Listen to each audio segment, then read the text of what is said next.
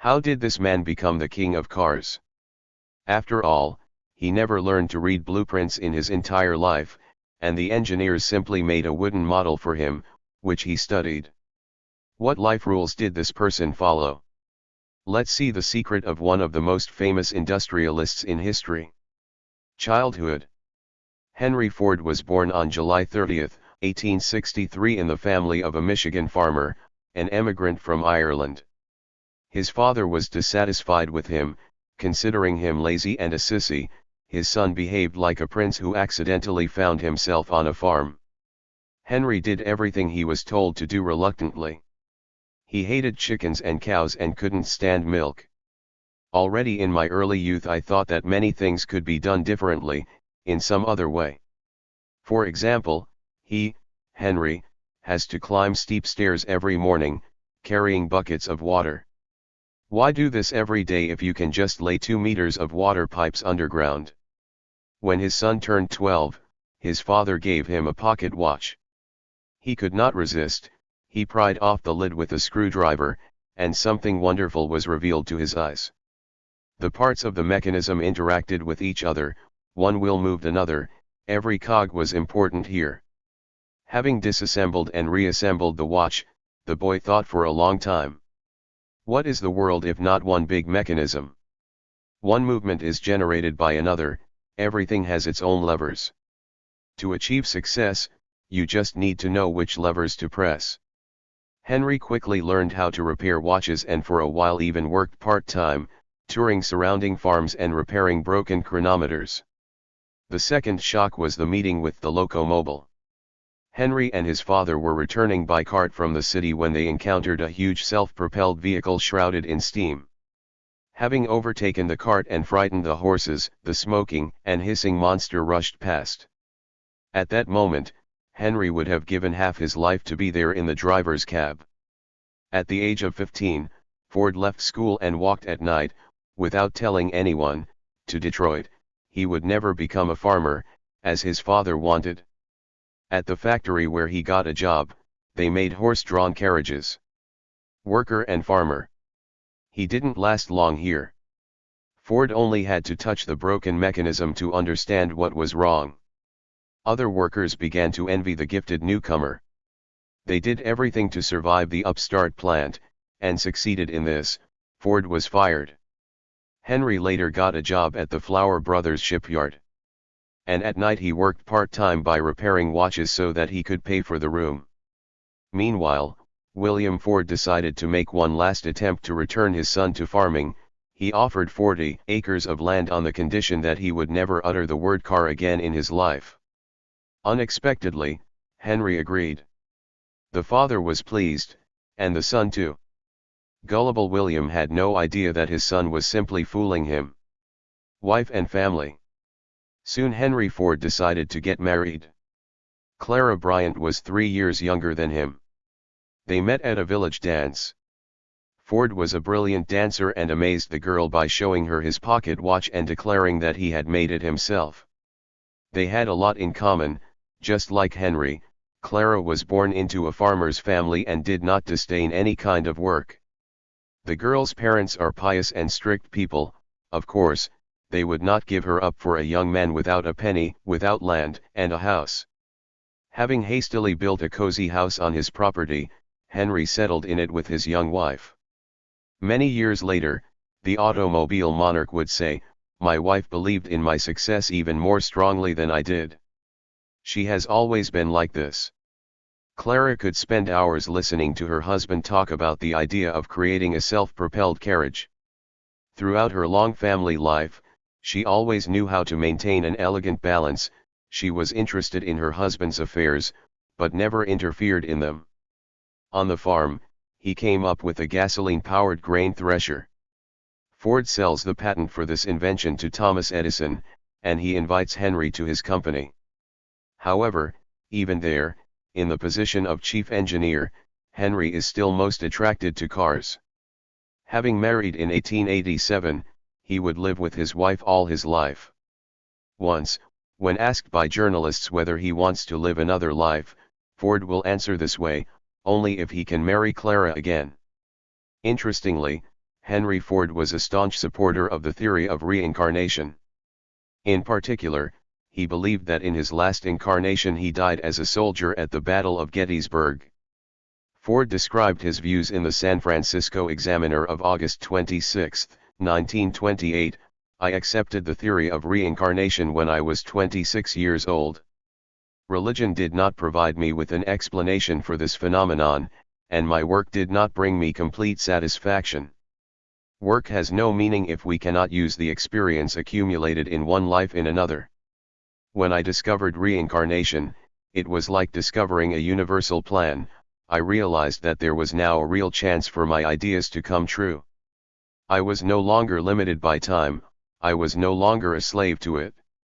Genius is experience. Some seem to think that it is a gift or talent, but in reality it is the fruit of experience gained over many lifetimes. Some souls are older than others and therefore know more. Discovering the concept of reincarnation calmed my mind. If you record this conversation, write that it helps calm the mind. I would really like to share with everyone the peace that this vision of life brings." With all this, Ford paid great attention to diet and a healthy lifestyle. The inscription on the gates of his factories read, "Remember that God created men without spare parts." First quad bike. In November 1893, Clara gave Ford her only son. The boy was named Edsel. That same year, in a brick barn behind the semi-detached house where he lived with his wife Clara, Ford completed construction of his first experimental car. The inventor worked for 2 days without rest or sleep, and at 2 o'clock in the morning on June 4 he came to tell his wife that the machine was ready and he was now going to test it.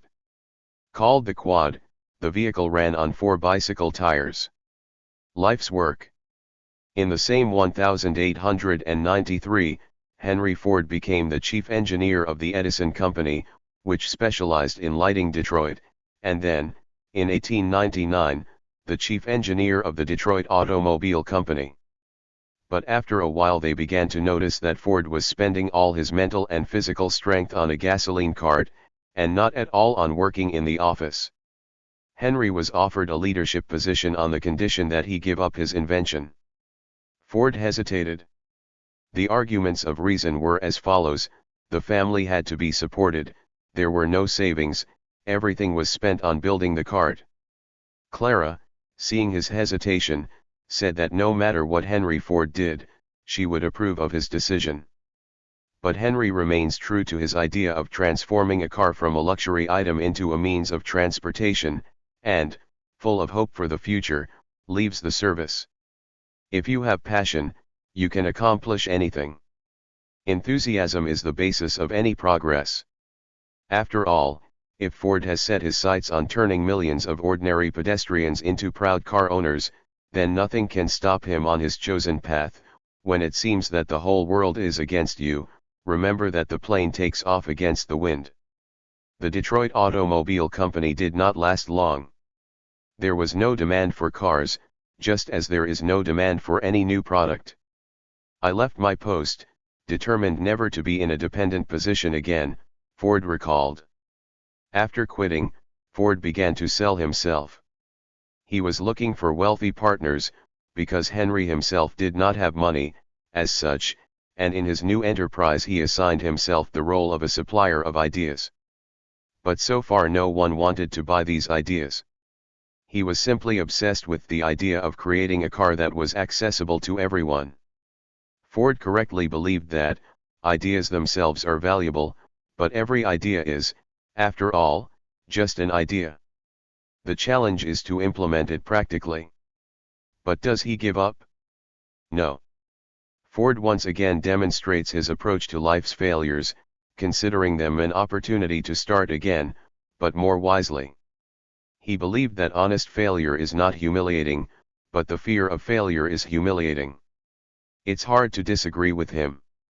After all, there is hardly a person in the world who always gets everything right the first time.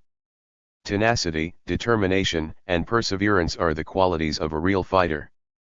People give up more often than they fail, said Henry Ford.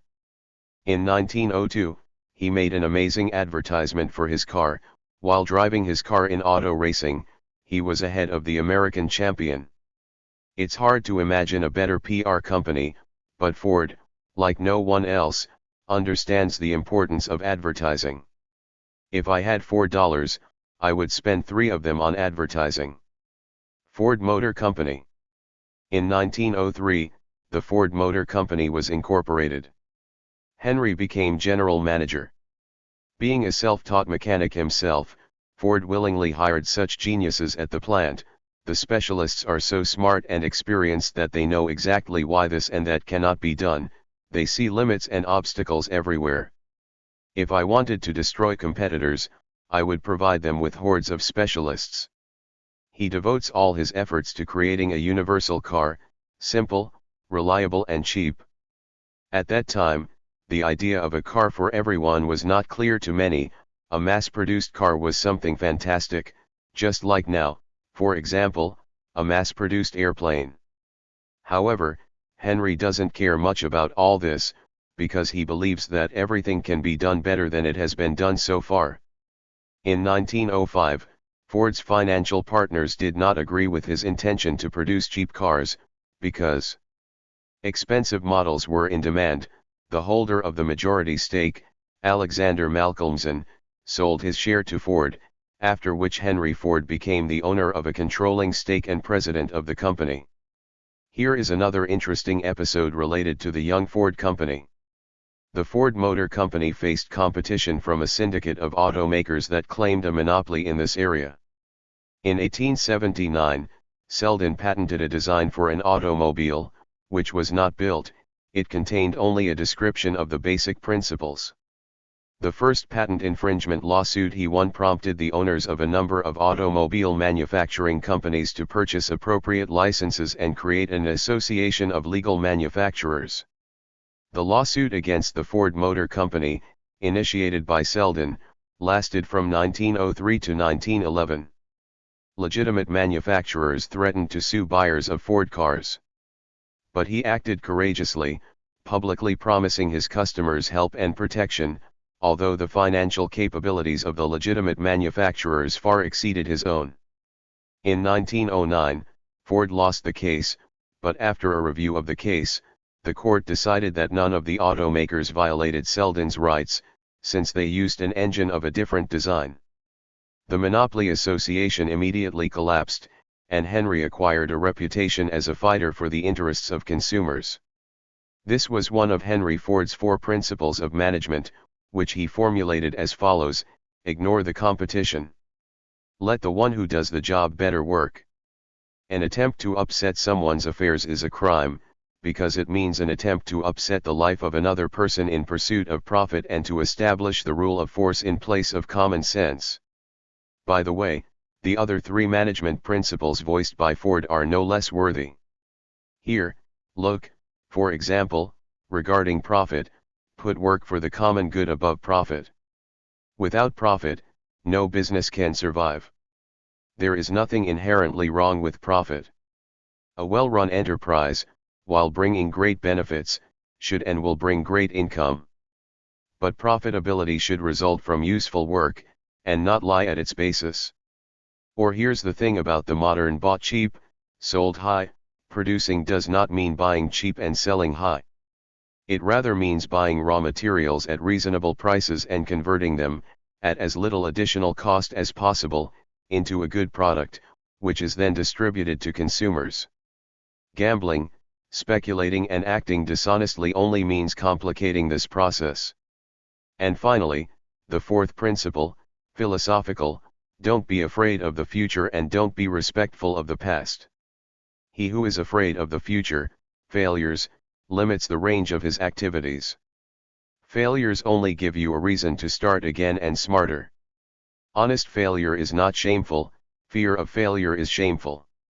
The past is useful only in the sense that it shows us the ways and means to development. At the same time, Henry received an education that left much to be desired at a church school. Already an adult, Ford still made mistakes when drawing up important contracts. One day he will sue a newspaper that called him ignorant, and when accused of being uneducated, he will answer, "If I, needed to answer your stupid questions, I would only have to press a button in my office, and specialists would appear at my disposal with answers. The automobile king never learned to read blueprints in his entire life. The engineers simply made a wooden model for the boss and gave it to him for judgment. Ford did not consider illiteracy a disadvantage, but a reluctance to apply intelligence in life. The most difficult thing in the world is to think with your own head. That's probably why so few people do it. Success. Ford simplifies the design of the car, standardizes its parts and mechanisms. He was the first in the world to introduce a conveyor belt into machine production. This innovative solution instantly makes it a leader in the automotive industry, leaving its competitors far behind.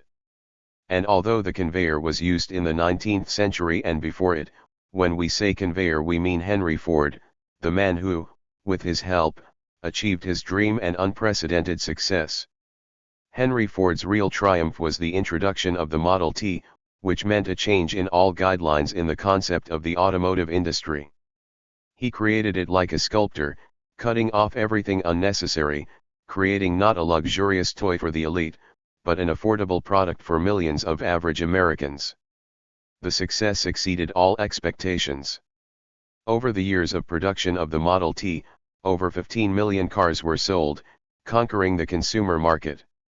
In 1909, a Ford T costs $850, in 1913, $550. In 1914, the company celebrated the production of the 10 millionth Ford T.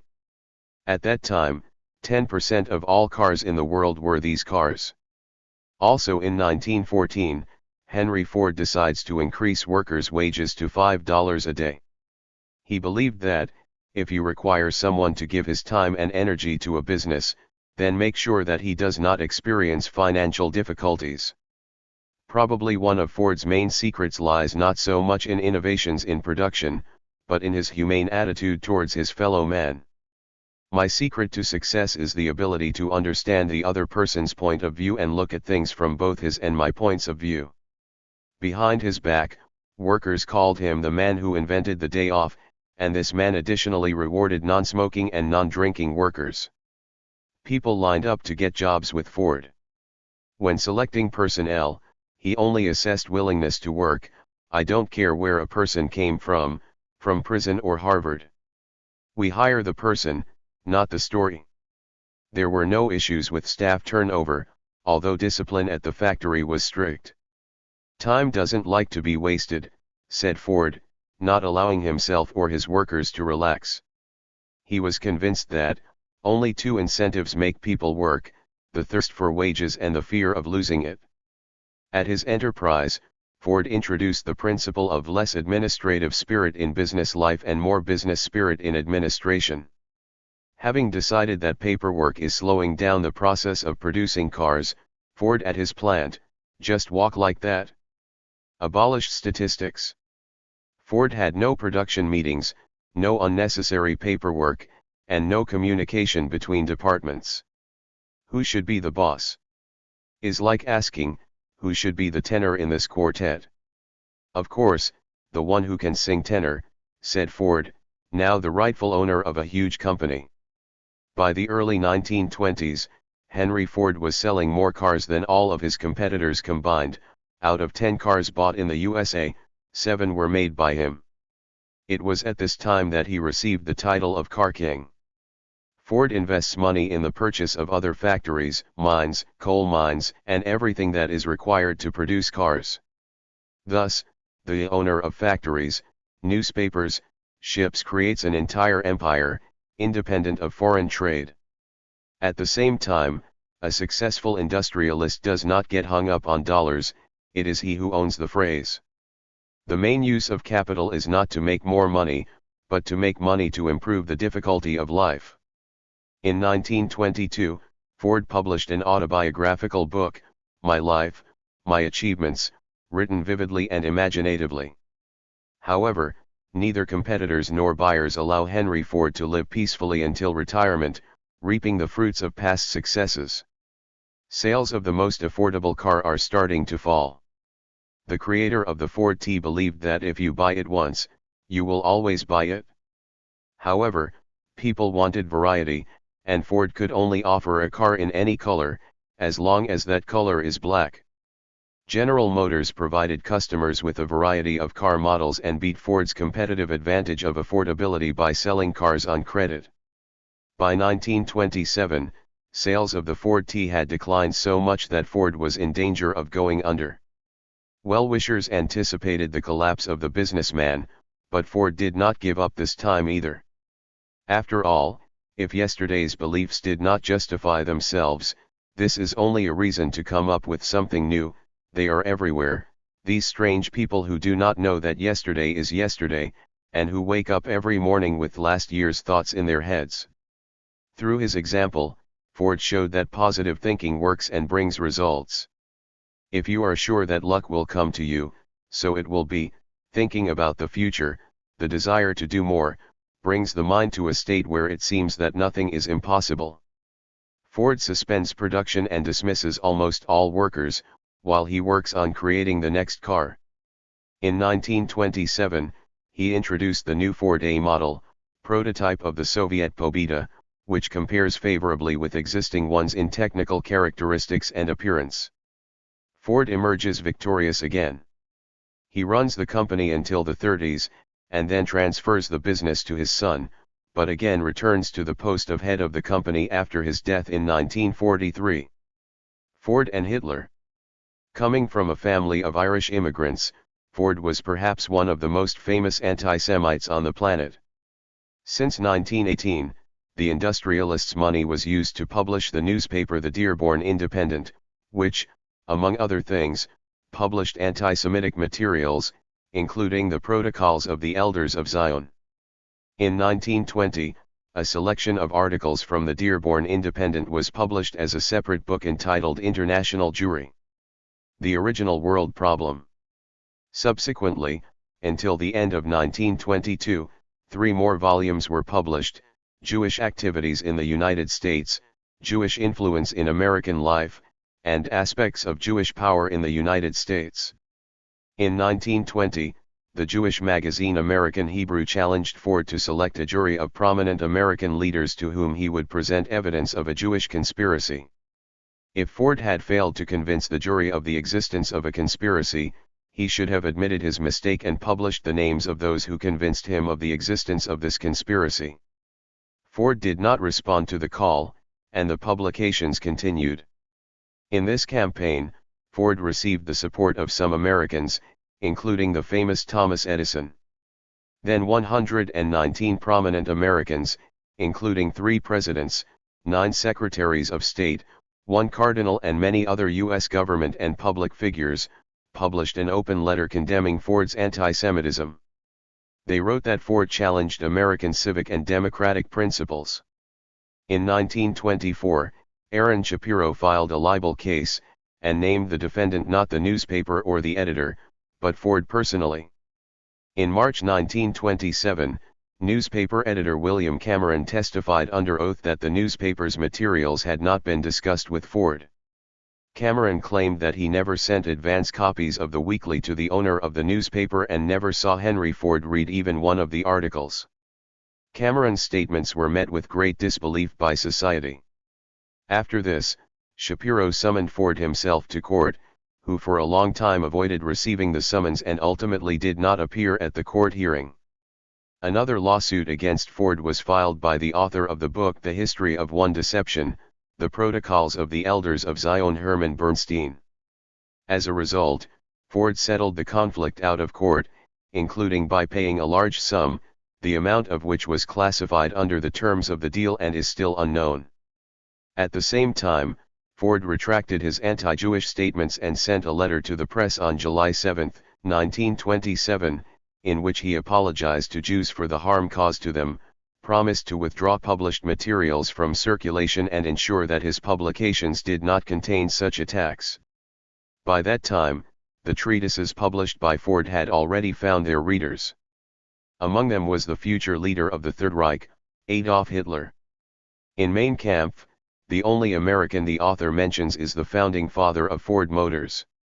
every year gives them more and more control over the producers of a nation of 120 million, only one great man, Ford, arouses their hatred by maintaining complete independence. The sympathy turned out to be strong and mutual. Henry Ford was impressed by the head of the NSDAP. According to some researchers, the American began to provide financial assistance to the Nazis long before Hitler and his followers came to power. In the early 1930s in the United States, Hitler was considered, although radical, to be quite a handshake character. In 1931, an American journalist from the Detroit News interviewed Hitler and drew attention to the portrait of Henry Ford hanging in the Führer's office. Having inquired about Hitler's attitude towards the head of Ford Motors, the reporter heard in response, "I consider Henry Ford my inspiration." With Hitler's rise to power in Germany, both friendly and business ties were established between him and Ford.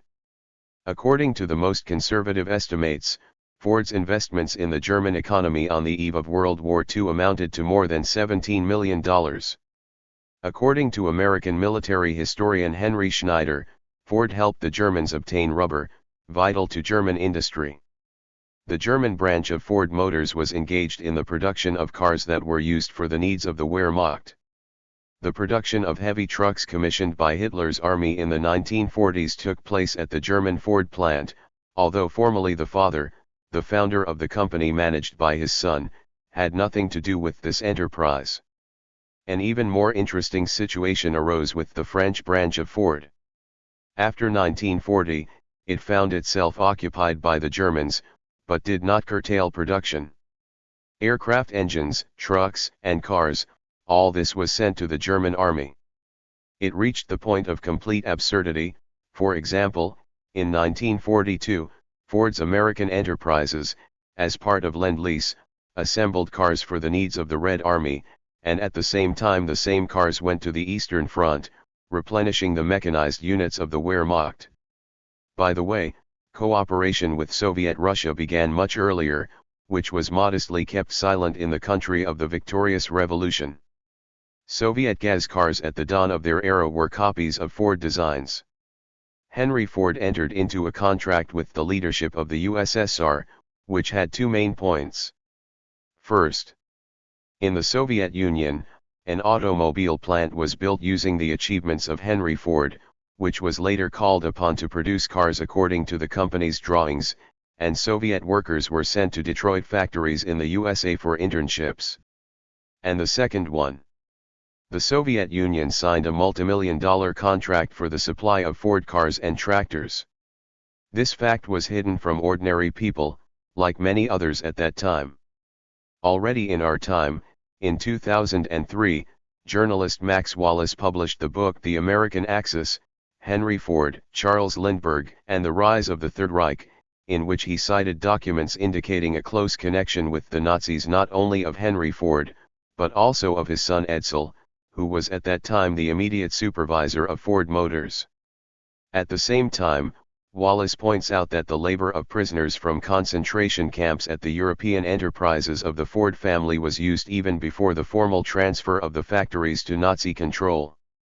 Representatives of Ford Motors responded to this book as follows: "We think there is nothing new in it about the activities of Henry Ford. He was a great innovator, but also a man who made mistakes." But let's go back to the pre-war years. In 1938, on Henry Ford's 75th birthday, friend Adolf awarded the industrialist the Order of Merit of the German Eagle, the highest award of the Third Reich for foreigners.